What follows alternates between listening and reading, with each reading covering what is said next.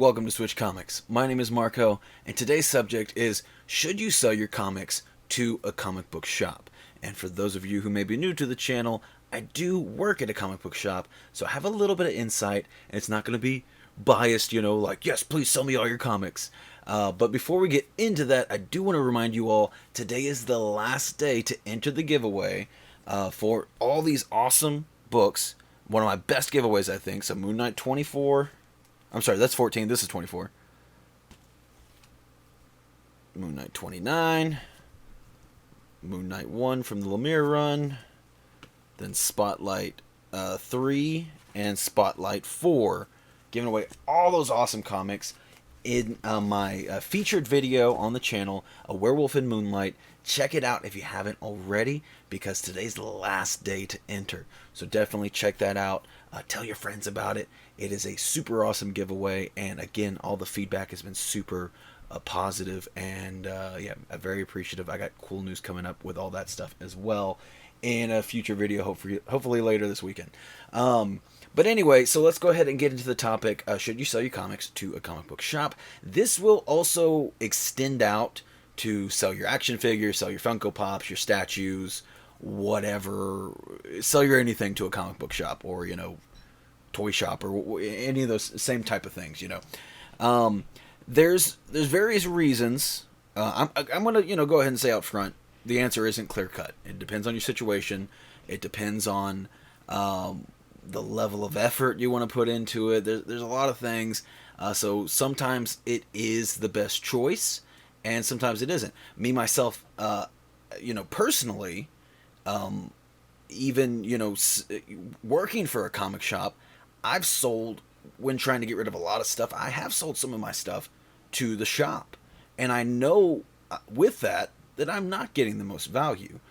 So I'm going to go over the pros and cons, because there are pros to it, believe it or not, and there obviously are cons. So to quickly, give you the disclaimer, you're not going to get as much money if you sell your stuff to a shop or to a reseller, anybody that's going to buy in bulk and stuff like that. Yeah, you're not going to get as much money for your stuff. Depending on the shop and depending on what you have, you're going to get, like for my shop, for example, the kind of bulk general stuff, again, whether it's comics, pops, action figures, whatever, we typically give about 30 to 40%. And obviously depending on shop to shop, that's going to vary.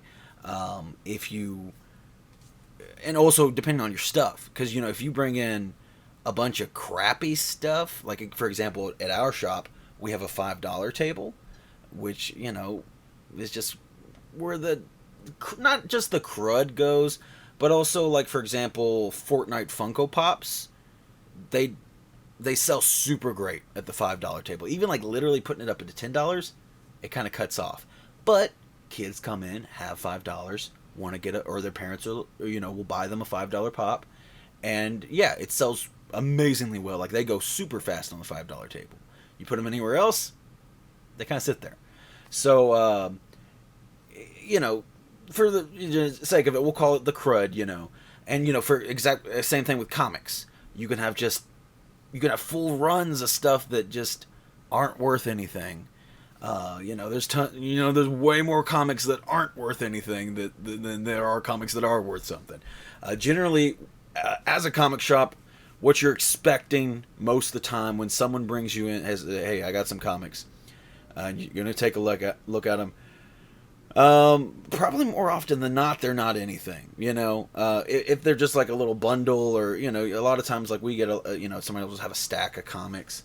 And you might get like a long box, or a lot of people will like have tubs or all kinds of weird things, and really you're kind of, for the most part, looking for, one or two books that are going to get your main value out of the whole, like, long box. Let's just say, you're getting long boxes. And, like, I had somebody bring in, several long boxes in one time, and that was about the ratio. I'd go through every long box, and for every long box I look through, I was maybe pulling out a couple of books. Or maybe one box wouldn't have any, but the next box would have like four, decent or good books.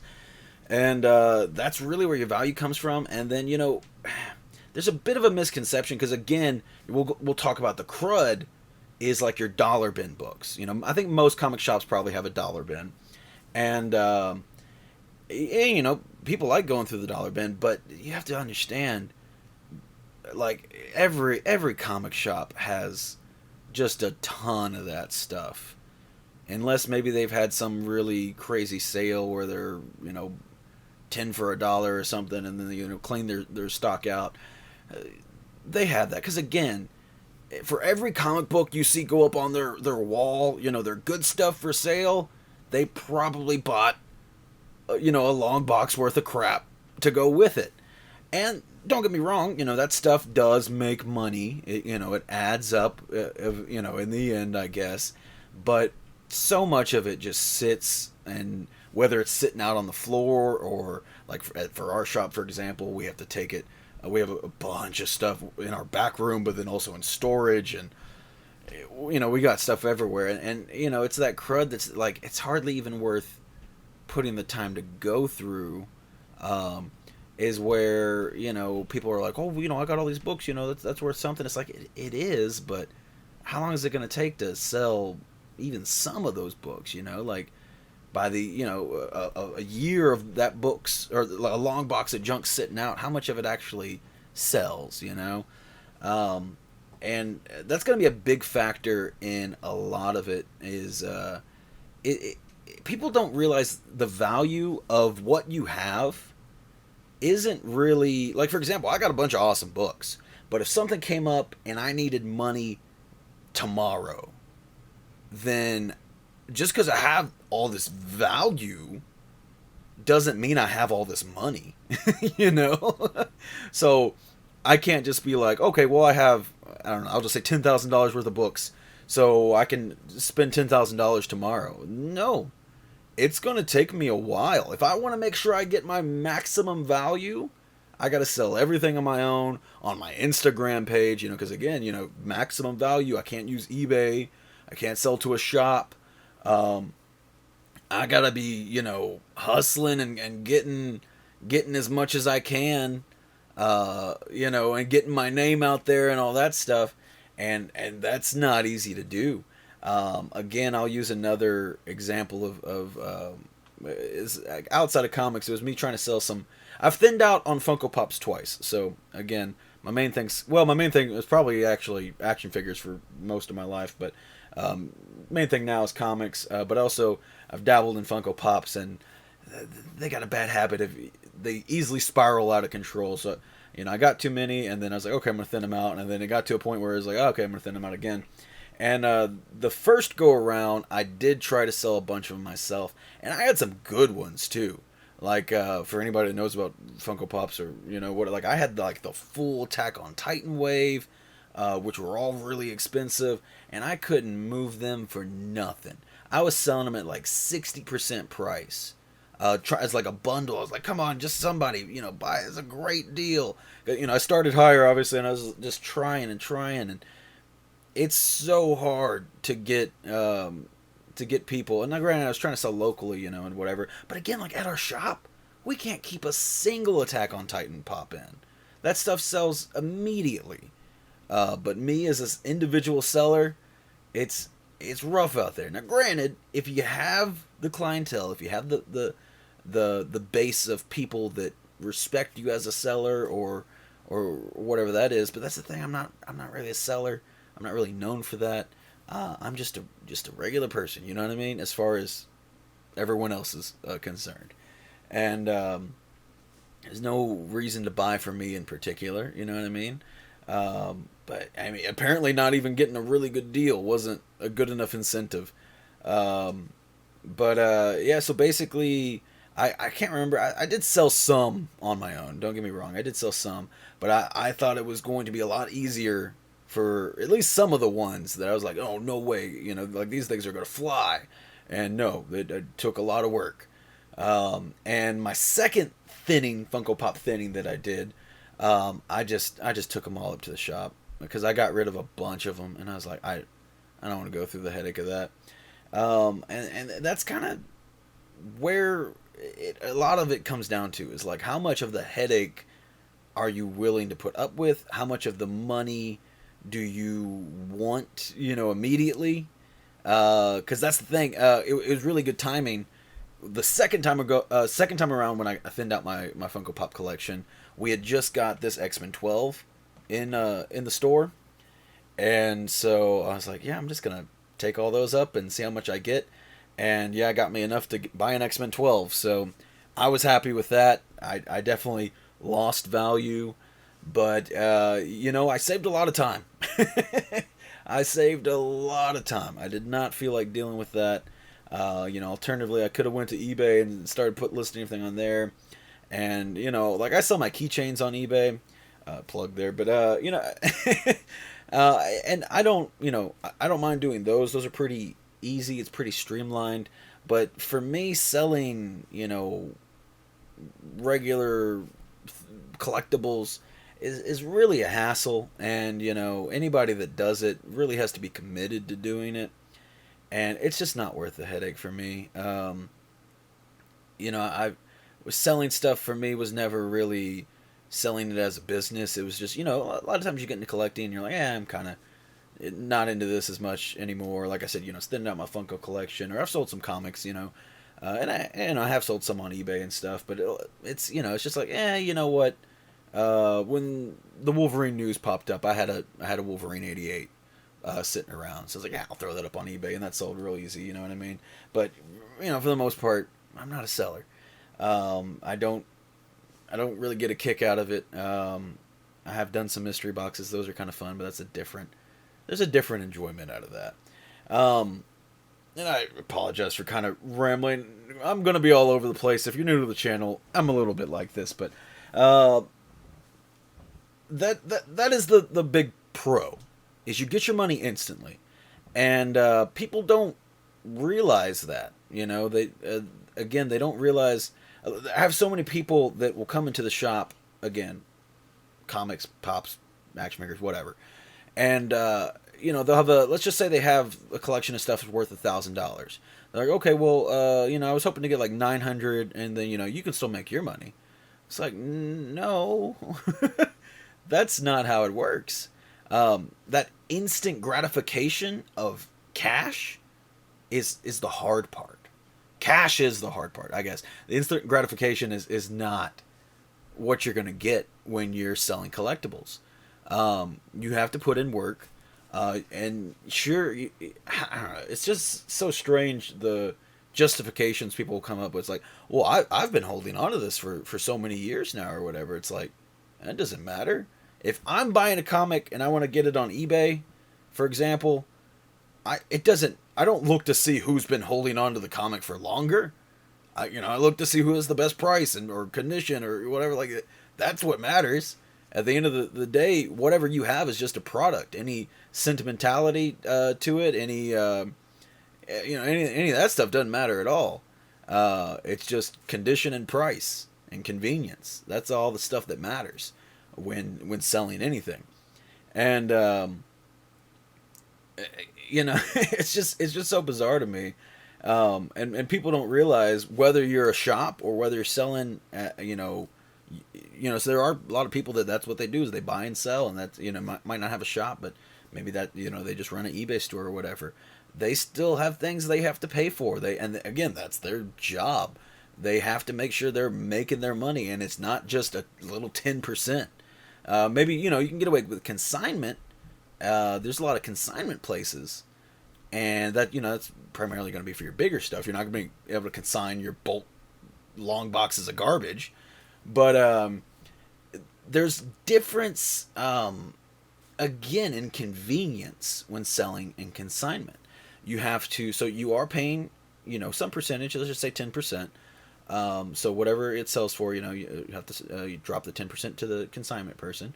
Whether, there's like Instagram pages that do that. Sometimes, like our shop will do consignment. Maybe you have a really good book or something. And you're not in a rush. That's the big thing. You're not in a rush to get that payment. You just, you're going to put it up for sale, and whenever the payment happens. And that's the trick is, if you need money now, or if you just don't feel like dealing with it, you're not going to get your money fast. And you're not going to get the most money fast. That's never going to happen. I don't want to say never. Sometimes, you find the right person at the right time and it's just perfect. Sure. Okay. But, if you put something up for consignment, we've had comics sit up for consignment in our shop for months and months. It's not like, oh, I'm going to consign this and it's going to sell next week. There's no, I mean, it might sell the first day. Who knows? We had some dude bring some posters, and they were, movie posters signed by a bunch of awesome actors and stuff. He brought up 4, and 1 sold the very first day, like in minutes. It sold super fast. The others never sold. And that's the gambit you take when consigning or trying to sell something yourself, is you don't know when the sale's going to be. Whenever a shop or a buyer buys a collection, there is an inherent cost of not knowing when a return on investment is going to pop up. You have to worry about your percentage. When people say return on investment, you're always usually people are talking about like, I spent $5 and I made $20, but, and then, in turn I made $15. That's my actual profit for the thing. But again, there is a time of this, whenever you make a purchase like that, you have no idea when that profit is going to come in. And that is a big factor that I feel many, many people do not factor in. And that's the thing, it's like I said, the value of your collectibles isn't cash. There is value there, don't get me wrong. And that's kind of a neat thing, as a collector, and you're getting stuff, and it's always cool when you're like, oh wow, that's up to that. I paid $50 on it. Now it's $200. That's neat or whatever. And it's nice to know that, again, if something did happen and I had to sell everything, it's nice to have that little security blanket, bonus factor part of it. But at the same time, it's not instant gratification. Or if it is, anything that will be instant will not be max value. Because again, yeah, I mean, I could take up all my, if something happened, I needed money, and I just needed whatever I could get, I could take all my books and I could sell them up to the shop, and, I'd get some instant gratification, but it would not be exactly what I'm looking for. I'm trying to think real quick. Like I said, I know I'm real bad about ranting. I don't write anything down. I just click record and start talking about stuff. Now, granted, like I said, this is stuff that I think about regularly. I have people ask me questions about this stuff, pretty regularly. So it is stuff that is on my mind. And again, a lot of people are worried about getting scammed. And for anybody that's worried, I feel like a lot of people kind of more so, the more common thing is people expect about like 70% for what their stuff is. And just to be fair, that's not realistic. Now, maybe you can find a collector that would be more willing to buy around, 70, 80%, something like that, as a big bulk thing. And they're doing it just because, oh, that's, this is stuff that I want. And, I'll buy a bunch of it, but it will be at a discount. So it's like, okay, I'm spending a lot of money, but, I'm getting a good deal. Like if you want to sell a bunch of cool things that I was looking for, I would be willing to pay more than a shop would. But again, it's for me. There is no return on investment in the near future at all in my mind. A business has to have that all thought about. The shop that I work at, we have 2 owners and we have 4 employees, and we have, the bills and rent and electric and water and all that stuff. There's got to be room to make money. And that's just how it works. And I'm not saying that you have to do it. It solely depends on you and your situation. And did you buy it to make money? then you need to sell it on yourself. Again, do you have that clout? Can you post it on your own Instagram page, and will there be enough people looking at it? Because how many people have to look at something in order to buy it? I sell things on eBay, and you get your numbers. How many views this thing has, and it'll be hundreds compared to maybe 20 people bought it. Well, look, for me, I have keychains, so like I multiple. There's multiple to buy on each thing, but even to sell like a single comic, it might be hundreds, it might be thousands of people had to look at it. You oftentimes you're looking at eBay, you'll see something that has like 20 watchers on it. So you have 20 people that are like, I'm really thinking about it, but they haven't pulled the trigger yet. So, it's how many people are looking at your personal accounts. Do you have the right people that are going to buy your stuff? And maybe you do. And if you do, that's awesome. It's hard to build up, and it's not even necessarily, like I have a bunch of people that follow me on Instagram, but I don't have buyers that are following. And I've sold stuff on Instagram. I don't want to get this misconstrued. I want to be like, no one would ever buy from me, But I don't have the easiest time selling on Instagram. I've sold some stuff. I've posted, a decent amount of things from here, here and there. But yeah, I don't have a great time selling stuff. It's, I just don't have that. That's not who my viewership is. So you might even have a big viewership, but is it the right viewership? A lot of factors to put in there. And again, selling yourself, you can go the eBay route, and you'll pay obviously much less fees selling on eBay than selling to a shop. But again, you don't know when that sale's going to come through unless you're like, even if you're real aggressive and you just look at all the ones sold and listed, and you're like, I'm going to put a super aggressively low price, you might get it sold. Like when I sold my Wolverine 88, I posted a pretty aggressive price on it, and it sold in like 30 minutes, I think. And again, I wasn't super invested in making as much money as I possibly could. I was like, oh, okay, people care about this book now. It's worth more than what I paid for it. So I was like, okay, I'll go ahead and throw it up for sale. And yeah, I made a little bit extra money. It was a book that I bought. I think it is a really cool cover. But I wasn't super attached to it. And, I'll use that money to go towards something else. Which, by the way, hopefully next week I got a really big book coming in the mail. So that's going to be super, super cool. It's going to be it's a really awesome grail, low grade. But like, this is the only way that I could get it for sure. It is an awesome book. That's a different thing. Just a little teaser to throw out there.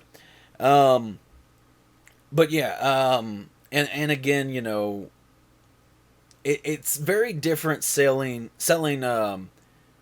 Like if I want to sell these big books, I would have a much easier time selling those than my reading backstock. Because again, I read a lot of books every week. If you don't watch the channel, you aren't familiar, every Wednesday I show the books that I read, and it's usually a big stack of books. Those would be very hard for me to sell and make any money off of. If I go to a comic shop with those, they're not going to be very interested. And if they are, because some comic shops might just be like, no, I don't want that crap. You know what I mean? It's not worth my time. I'm not dealing with it. Even for next to nothing, they don't want to deal with it. But yeah, you do find a comic shop that is interested, they're not going to pay you much. They're not, and like, again, kind of going back, so like I said, our rough estimate when we're buying stuff is 30 to 40%. It's kind of our middle ground. But when you have something like that, you're looking much lower. Because again, like, that return on investment wait period is going to be so long. It's going to be so much time to move any of that product that it's just a hassle, and it's a big risk, and it's just not worth it. But again, let's just say I'm moving, I don't have the space, I can't keep all this stuff, it's got to go, and I have a week, I'm just making up an example, that stuff's got to go, and I got to sell it, and a comic shop is like, okay, we'll take it, but, maybe, I got, let's just say 8 short boxes of crap, and they're like, yeah, we'll give you $20 for it. you know, and that might be the situation. Some comic shops do have, we'll buy short boxes or long boxes at whatever, you know, set prices. Different places have different things, but yeah, and it also might, some of it might, some shops might look at it, and it'll really depend on what it is, because there is also different levels of crap. You know what I mean? You have, oh my god, that stuff will never sell. You know, versus like, yeah, it's okay, I guess. People, you know, might be some cool covers people like in here or something like that. It's like, it's worthless, but at least it's Spider-Man, or, you know, stuff like that. There's different levels of crap. But I do want to mention now, you should, you know, for example, if I want to sell my better stuff, and again, I'm trying to sell it to a shop, I need money now. Now that stuff, for example, at our shop, I would probably get more like, for like this wall, I'd probably get more like 50%. I might even really be able to aggressively ask, more like 60%. You know, I got like my first Thor is a huge book. First Silver Surfer is a huge book. First Ghost Rider. You know, my all new Ghost Rider. You know, a bunch of really awesome books. I mean, you know, obviously, you know, you can look and see these are a great collection of books. That you know, any comic shop would be really, you know, happy to grab. So like, I feel like I could probably, if I was just a random, I'm just, you know, assuming I'm a random person bringing in this collection to my comic shop, and or rather, if a random person brought this exact collection to the comic shop I work at, I could see us probably paying 60%. We really don't like to go over 50, but like, this is awesome stuff, and there might even be a world where we go over 60%. And again, you know, obviously, like, this is good books, but there's obviously much better books, and, you know, I have a lot of low grade books, so you could have these books but higher grade and stuff like that. So depending on what you have, you know, we have no problem paying more for it if it's good stuff. Now, granted, also keep in mind there is a risk associated with that.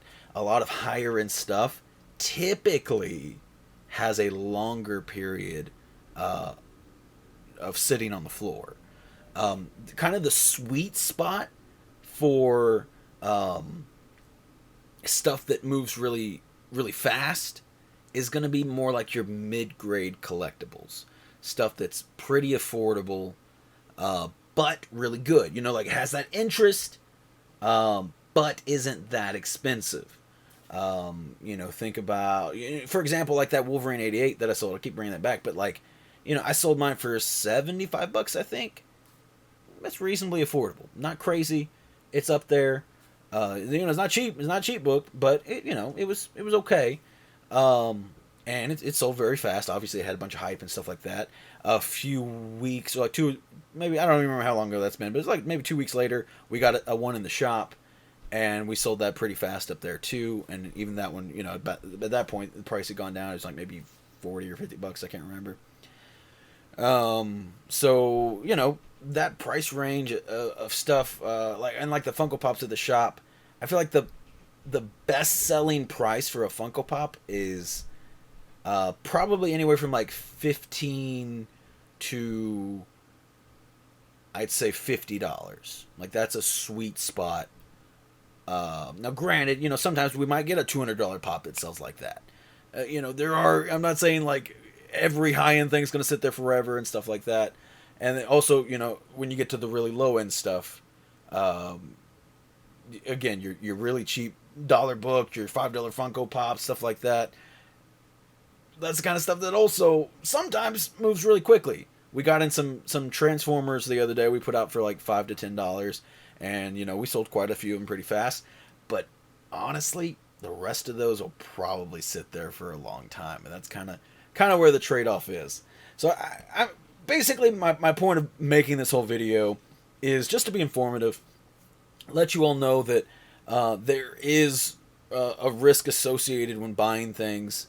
Because again, like, if my shop were to buy this collection, yeah, it's sweet to get a first Thor into the shop. That's gonna look great, you know, bring in a bunch of eyes and stuff like that.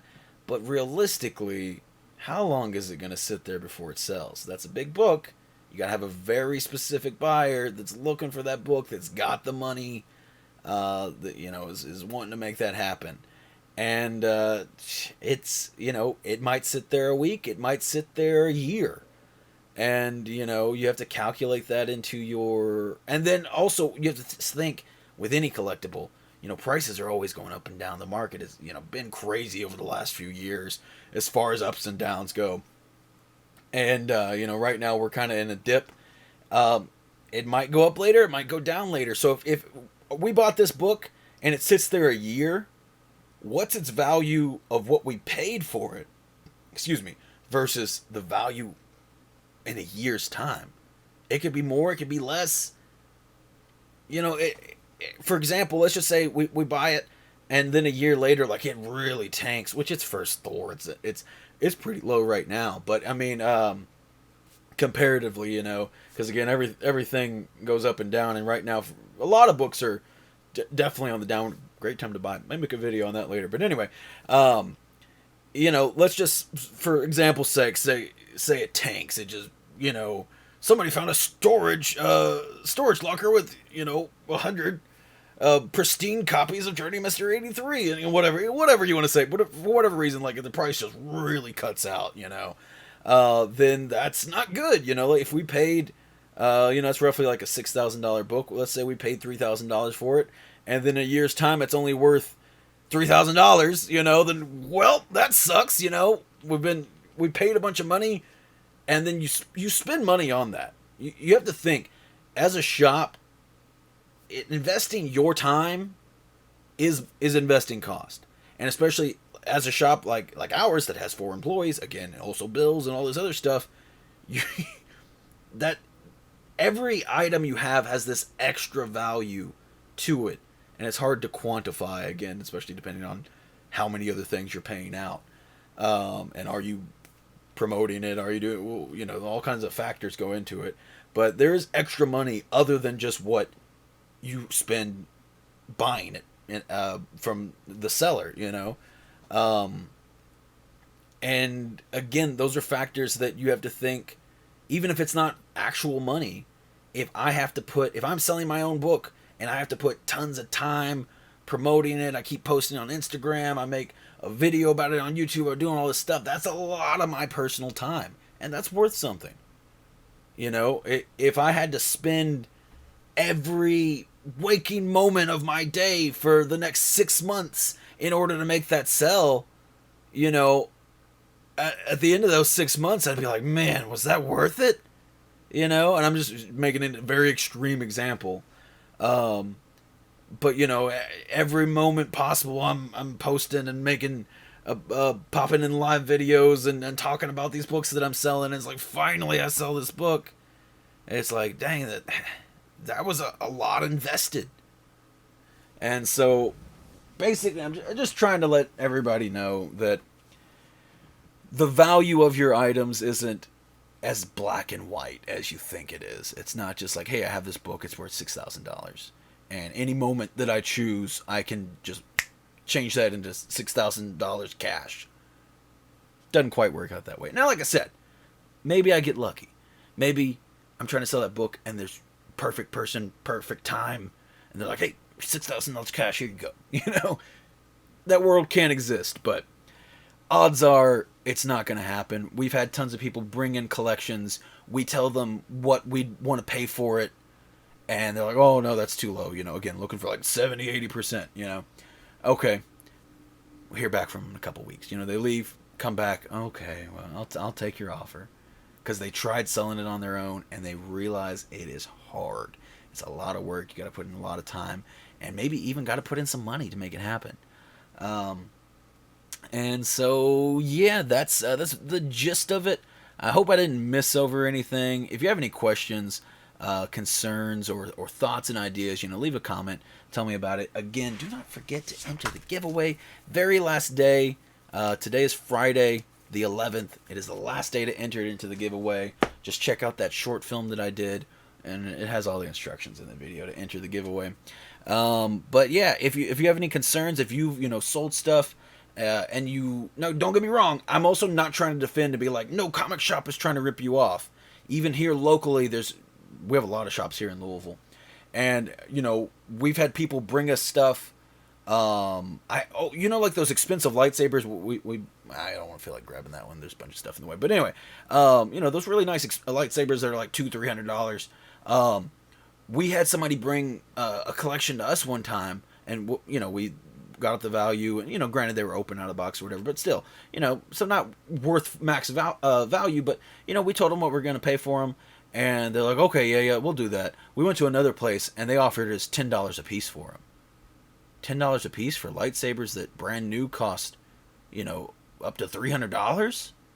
That's insane. So don't get me wrong, some places might try to rip you off, and there's also various reasons for that. They might be scummy.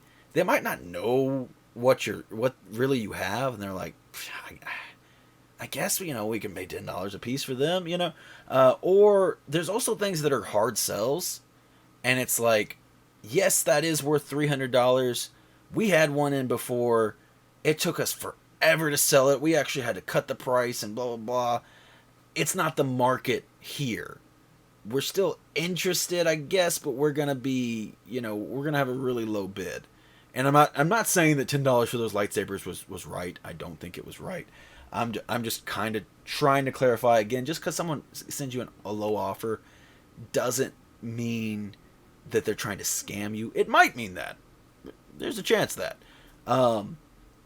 But yeah, sometimes people will bring in stuff to us, and people bring in expensive stuff to us, and like certain statues and stuff, maybe somebody could bring in worth a lot of money, but it's like, let's just say a Gears of War statue. That's probably not going to sell very well at our shop. Honestly, even if it's worth a lot of money, and even if they were like, look, it's a $500 statue, I'm just looking for $100, we might still be like, I don't know, I think we'll pass. Just because, I don't know, I don't think that'd be something that, would sell at our shop. And there are those factors into it. And that's going to, differ wherever you go. Some places are more focused on DC or Marvel or certain video games or whatever, different properties and things. Or even, Gears of War statues sell super well here, but the figures don't or something, whatever, or the Funko Pops don't, different things like that. Every place kind of has, even like here in Louisville, like I said, there's multiple shops, and there's going to be different climates of markets of interest at those different places.